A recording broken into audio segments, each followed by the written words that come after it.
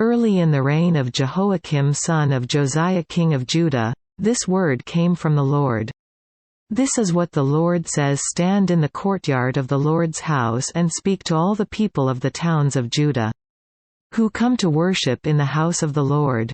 Tell them everything I command you, do not omit a word.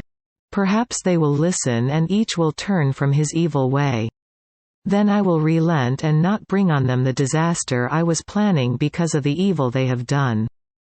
Say to them, this is what the Lord says: if you do not listen to me and follow my law, which I have set before you, and if you do not listen to the words of my servants the prophets, whom I have sent to you again and again though you have not listened, then I will make this house like Shiloh and this city an object of cursing among all the nations of the earth." Quote, "The priests, the prophets and all the people heard Jeremiah speak these words in the house of the Lord.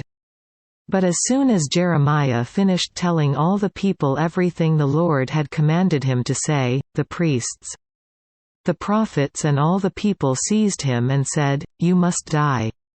Why do you prophesy in the Lord's name that this house will be like Shiloh and this city will be desolate and deserted?'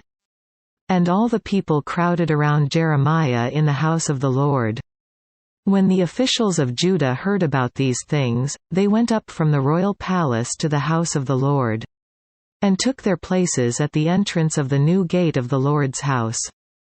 Then the priests and the prophets said to the officials and all the people, 'This man should be sentenced to death because he has prophesied against this city. You have heard it with your own ears.' Then Jeremiah said to all the officials and all the people, 'The Lord sent me to prophesy against this house and this city all the things you have heard. Now reform your ways and your actions and obey the Lord your God. Then the Lord will relent and not bring the disaster he has pronounced against you. As for me, I am in your hands. Do with me whatever you think is good and right. Be assured, however, that if you put me to death, you will bring the guilt of innocent blood on yourselves and on this city and on those who live in it, for in truth, the Lord has sent me to you to speak all these words in your hearing.' Then the officials and all the people said to the priests and the prophets, 'This man should not be sentenced to death. He has spoken to us in the name of the Lord our God.'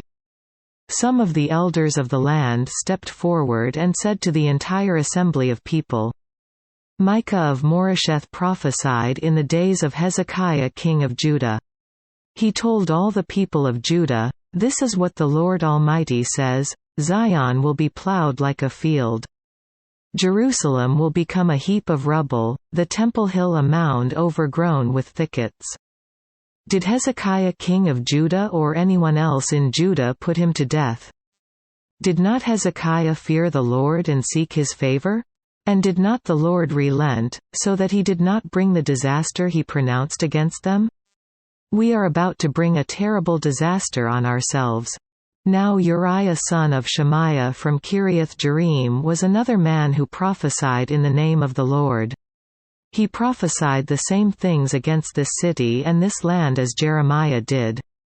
When King Jehoiakim and all his officers and officials heard his words, the king sought to put him to death.